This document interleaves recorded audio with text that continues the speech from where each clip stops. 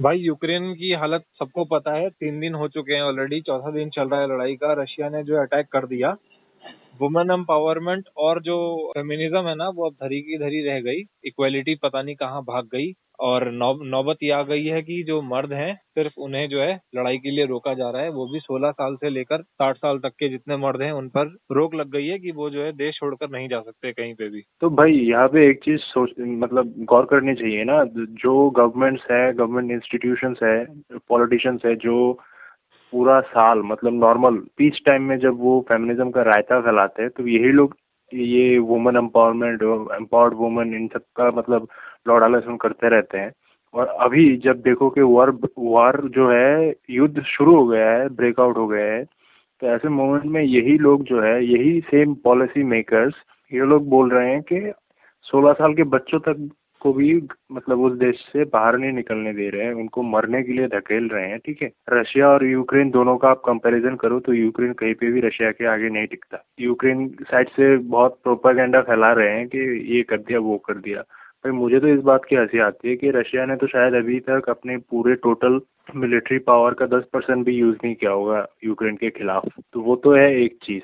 और दूसरी बात देखो कि जब से लोगों ने जो आपने बोला ना कि औरतों को जो मिलिट्री में डाल रहे थे, वो वगैरह कर रहे थे, एम्पावरमेंट, फेमिनिज्म, ये सब कुछ, वो तो अब धरी की धरी रह गई। तो जब यूक्रेन गवर्नमेंट का ये फैसला आया कि 16 से 60 साल की उम्र तक जो भी बच्चे हैं, मतलब मर्द है, उनको देश से बाहर नहीं निकलने देंगे, तो उसके बाद सोशल मीडिया पे भी थोड़ा बहुत आउटरीच हुआ। तो उसके बाद सडनली आप एक चीज नोटिस करना कि जिन चीजों को लेके फेमिनिस्ट और औरतें हमेशा रेंटिंग करते रहते थे कि उनको खाली एक बच्चा पैदा करने का साधन बना दिया गया है, उनको खाली एक बर्थिंग एजेंट की तरह ट्रीट किया जाता है, इन सब को लेके हमेशा जो रेंट होता था इन लोगों का, अचानक से उसी को डिफेंस बना लिया है इन लोगों ने। किस टाइप का आर्गुमेंट दे रहे हैं कि अगर औरतों को नहीं बचाएंगे तो आने वाली पीढ़ी कैसे पैदा होगी, वगैरह वगैरह।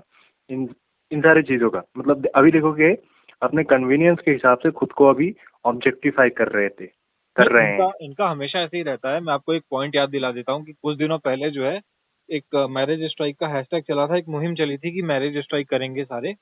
तो उस वक्त जो है ये फेमिनिस्ट जो है उससे पहले क्या करते थे, उससे पहले ये कहते थे कि भाई औरतों को बड़ा परेशान कर दिया गया है, ये कर दिया गया है, वो कर दिया गया है, बड़े परेशान हैं हम लोग। और जैसे ही सडनली मैरिज स्ट्राइक की बात आई, जो कि आई थिंक सॉल्यूशन था दोनों के लिए, कि भैया जब शादी नहीं होगी तो ना लड़कियों को कुछ दिक्कत होगी और ना लड़कों को कोई दिक्कत होगी। तो ये लोग सडनली फिर पलट गए कि नहीं, अरे ऐसा कैसे होता है, ऐसे तो चलता नहीं है। ये इसका मतलब ये थोड़ी ना है कि आप शादियां नहीं करोगे। अरे यार, ये क्या बात हो। आप खुद इतने कंफ्यूज हो कि आपको समझ में नहीं आ रहा है कि आप चाहते क्या हो। आप खुद से क्या चाहते हो, सरकार से क्या चाहते हो, आप इस जो है नेचर से क्या चाहते हो, आपको खुद ही नहीं पता। और जहां पर आपको जो चीज कन्वीनियंट लगती है आप वहां पलट जाते हो। तो भाई मुझे लगता है कि सेम चीज यहाँ पर भी हो रही है। ठीक है, अब इनको आप बोलोगे कि भैया इक्वालिटी का जमाना है, अब वुमेन एम्पावरमेंट का जमाना है, गन पकड़ो और लड़ने चलो। तो इनके पास ढाल आ गया कि नहीं भाई, हम तो बच्चा देते हैं, हम तो बच्चे हैं, हम लड़ने जाएंगे तो उनका देख रेख कौन करेगा। और यही बात जब कोई ऐसे पुरुष बोल देता है ना, तो अरे भाई हमें तो दबाया जा रहा है, हमें तो लड़ने नहीं दिया जा रहा, हमें तो ये नहीं किया जा रहा। ये नॉर्मल डेज की बात है ये। अभी तो एक्चुअल वॉर अच्छा, शुरू हो गया तो। ये तो अभी यूक्रेन में हो रहा है ना, ये तो अभी यूक्रेन में हो रहा है। हम्म। और अगर आप मानो कि कभी इंडिया वगैरह में अगर हो जाए, हम्म। भगवान ना करे, हम्म। तो जो वो देखा है ना कि हमारे जो देवियां है, जो क्या कहते हैं, नवरात्रि के टाइम पे जब वो women are devi is respected hmm. वगैरह वगैरह, अरे बहुत कुछ बोलते हैं ये लोग, इतना तो अभी दिमाग में भी नहीं रहता। तो शॉक थी। सेम आर्गुमेंट्स भी अचानक से देवी जो है बिल्ली हो जाएगी। सेम आर्गुमेंट्स इन लोगों की तरफ मुझे से भी तो आने शुरू हो जाएंगे कि आर्ग्यूमेंट की हाँ, हम जरूरत तो नहीं है। देवी है लेकिन अभी अपने पास टाइम नहीं है, क्योंकि अपनी आप ही फट रही है, क्योंकि इधर जान का खतरा है। और अपने से मतलब ये होगा नहीं, तो मर्दों को ही भेजो जंग लड़ने के लिए। वो भी देखेगा कि भैया इन लोगों ने तो जो है वुमेन को लगा रखा है आर्मी के अंदर, तो वो भी अटैक करेगा।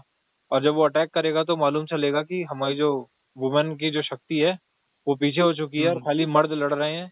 और हमारी इंडियन गवर्नमेंट बोल रही है कि भैया 14 साल से लेके 60 साल के जितने भी लड़के हैं सारे जंग लड़ने के लिए आ जाओ, क्योंकि जो हमने नारी शक्ति तैयार की थी वो तो भगोड़ी साबित हो गई। उस टाइम के लिए वो कवर्ड हो जाएंगे और हम जो है उससे नहीं लड़ सकते, इसीलिए आप लोग आ जाओ लड़ने के लिए। अरे क्या लड़ेंगे भाई, आप फोटोज वगैरह नहीं देख रहे हो कि फोटो ऑफ चल रहा है। बंदूक एक हाथ में लेके साला मतलब फोटो खींच के सोशल मीडिया पे डाल दिया, इधर वॉर जोन में बैठे हो और फोटो उठा के हाथ में बंदूक लेके डाल दिया, बस युद्ध हो गया तुम्हारा, नहीं, एक बात मैं जंग बोल लड़ रहा ली। हूँ कि वो सारी फोटो मुझे मुझे लगता है कि ये सारी फोटो जो है ना, ये सारी जो है फोटो शूट की गई है, ठीक है, एक टाइम पे कभी बिठा के उनको फोटो शूट किया होगा, वरना भाई वॉर जोन में मैं अभी तक किसी आदमी का, किसी पुरुष का फोटो क्यों नहीं आया? क्योंकि क्योंकि उसके भाई पास टाइम उसके नहीं है ना। क्योंकि भाई जो एक्चुअल में जंग लड़ रहा है उसके पास टाइम नहीं है कि वो बिल्कुल। फोटो उठाए, ये करे वो करे, उसको अपनी जान की फिक्र है, ठीक है।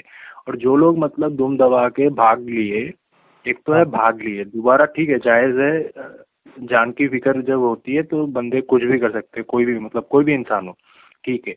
तो अब उन लोगों को एक अंदर से एक गिल्ट महसूस हो रहा है कि अरे अपने गवर्नमेंट ने तो हमको तो निकाल दिया ऑन प्रायोरिटी, लेकिन इन लोगों को जबरदस्ती रोक दिया, तो अंदर जो गिल्ट है ना, उस गिल्ट को किसी तरीके से निकालना होगा ना, तो वो इस तरीके से इसको जस्टिफाई करने की कोशिश कर रहे हैं। और ऊपर देखो कि जो हमारे इंडिया के लोग जो यूक्रेन में फंस चुके थे, उनको जब वहां से इवैक्यूएट करके लेके आ रहे थे इंडिया में, देखो ऑल वुमेन फ्लाइट्स चलवा रहे हैं और हमारे मिनिस्टर्स जाके उसको रिसीव कर रहे हैं। भाई क्या तीर मार दिया कि जिंदगी आफत पे है, किसी भी मोमेंट में जान जा सकती है, उधर में जाके अपना फेमिनिज्म घुसाओ और वजाइना देख देख के उठा के लेके आओ, मर्द है उनको फेंक दो कहीं पे भी, भाई उनको देखो, कूड़े बहुत की ही तरह मतलब एक अनफॉर्चुनेट सिचुएशन है। बोरे में डाल के ले आएंगे बाद में अगर टाइम मिला तो। पहले हमारी देवियों को अलग अलग करके बिठा के आराम से फर्स्ट क्लास में लेके आएंगे।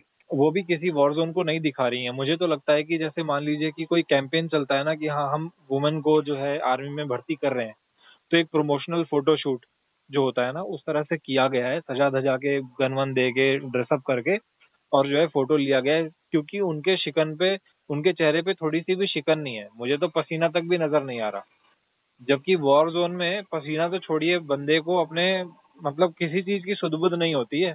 वो कैसा दिख रहा है, क्या नहीं दिख रहा है, हंसी आ रही है, नहीं आ रही है, कोई फर्क नहीं पड़ता है उसको, क्योंकि वो वॉर जोन में खड़ा है, उसको मालूम नहीं है कब कौन सा बम, कब कौन सी गोली आके लग जाएगी। बहुत ही अनफॉर्चुनेट जो एक और ये इंसिडेंट हो रहा है कि इवैक्यूएशन जो एक चीज होती है ना, उसमें इवैक्यूएशन का नाम मतलब, इवैक्यूएशन मतलब ही होता है कि खाली करके आप निकलो, एक चलती फिरती भाषा में, कि जो भी निकल सके उस जगह से छोड़ के निकलो। मगर हमारी गवर्नमेंट भाई साहब, प्रणाम शचत नमन है कि ये लोग जो है जेंडर देख रहे हैं कि हाँ भाई, कौन लड़का है कौन लड़की है। अगर लड़का है तो भैया टाटा बाय बाय, लड़की है तो आप आइए, आपका बहुत बहुत स्वागत है, आप घुसिए फर्स्ट क्लास चेयर्स में, बिजनेस क्लास में बैठिए जहाज में, और आराम से ट्रेवल करते हुए वापस आ जाइए, क्योंकि आप लड़की हैं। लड़के तो मरेंगे तो क्या दिक्कत है यार, लड़के क्या करेंगे वो जिंदा रह के भी? ज्यादा से ज्यादा टैक्स पे करेंगे, ज्यादा से ज्यादा एटीएम का काम करेंगे घर में भी, उससे ज्यादा उनके पास क्या जिम्मेदारी है?